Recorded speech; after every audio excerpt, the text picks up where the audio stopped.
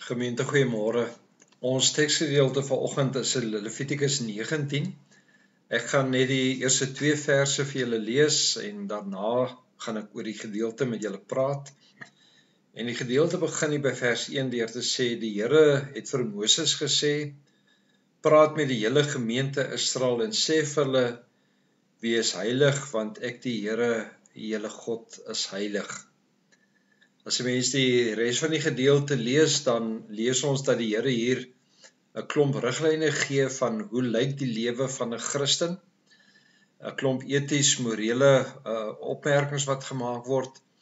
En telkens wanneer mense dit ook lees, dan word dit soos 'n refrein herhaal dat die Here sê: Ek is die Here, julle God. Op 'n plek word Israel ook herinner om te sê dat ek is die Here wat julle uit Egipte bevry het, wat hulle herinner dat God hulle gekies het, en omdat hy hulle gekies het, daarom leef hulle dan nou ook as sy kinders op 'n sekere manier anderste as die wêreld rondom hulle. Ons is besig om in die Adventtyd in te beweeg.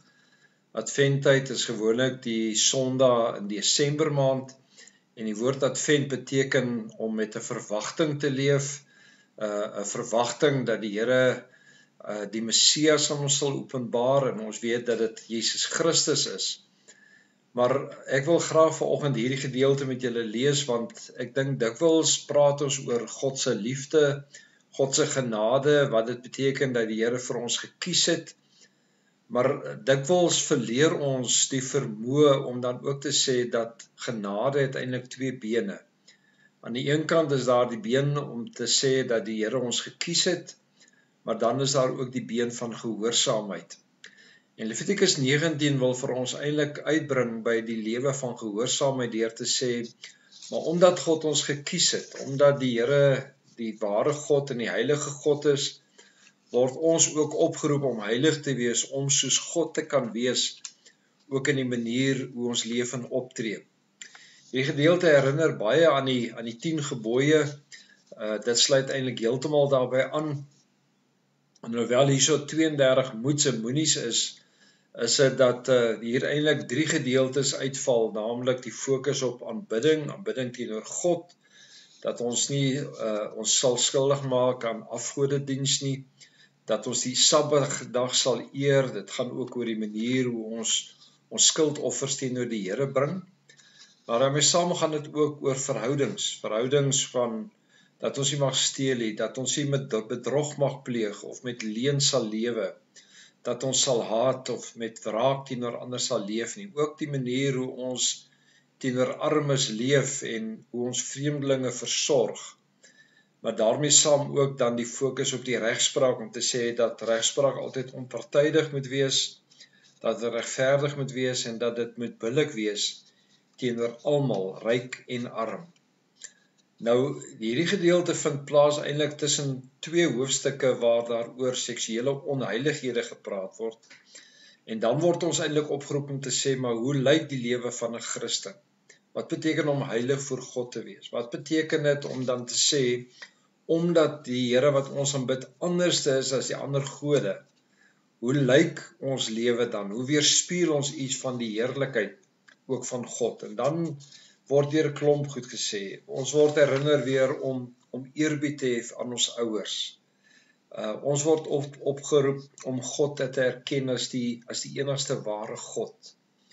As hier ook gepraat word van tatoeëermerke, dan was dit so dat mense bang was vir bose geeste en hulle vermom het deur klere aan te trek, hulle te tatoeëer om anders te lyk. En dan kom die Here en sê, nee, julle moet vir my die ontsag hê. Dit gaan oor gehoorsaamheid teenoor my. Hy leer ons om te sê, ons moet ook kyk hoe ons teenoor ander optree. Ons verhouding met ander mense is vir God baie belangrik. Daarom mag ons nie 'n hindernis in iemand anders se pad wees nie. Ons mag nie met 'n wrok teenoor ander leef nie. Ons moet die geskille tussen mekaar openlik gaan uitsorteer. Hy sê so, ons mag nie 'n grief koester teenoor iemand anders nie. Ons mag nie skinder nie. Ons mag nie dowes of 'n blinde benadeel nie. Ons mag nie 'n dagloner se loon terughou nie. Ons mag nie onregverdig wees in hoe ons weeg en hoe ons sake doen nie. En as mens na al hierdie 32 moedse moenies gaan kyk, dan word ons eintlik vanoggend gesê dat my en jou lewe is 'n weerspieëling van God se heerlikheid. In die eerste plek teenoor hom, dat hy die enigste God in my en jou lewe is, maar dit word ook weerspieël in hoe ons teenoor ander leef en optree. En mag ons regtig gaan nadink oor wat beteken dit om die Here lief te hê met my hele krag en met my hele verstand en met my siel. Wat beteken dit om te sê dat ek verander 'n naaste sal wees? Wat beteken dit om te sê ons moet ons vreemdeling dan ook lief hê en ons naaste lief hê soos onsself? En dan is die vraag is, weerspieël my lewe iets van daardie heerlikheid en heiligheid? En miskien is dit nodig dat ek en jy vanoggend net weer sal besef vanuit die aanspraak wat God op ons lewe maak om te sê, omdat hy heilig is, omdat hy die Here is, daarom tree ons ook anderste op as die ander mense. Kom ons bid saam.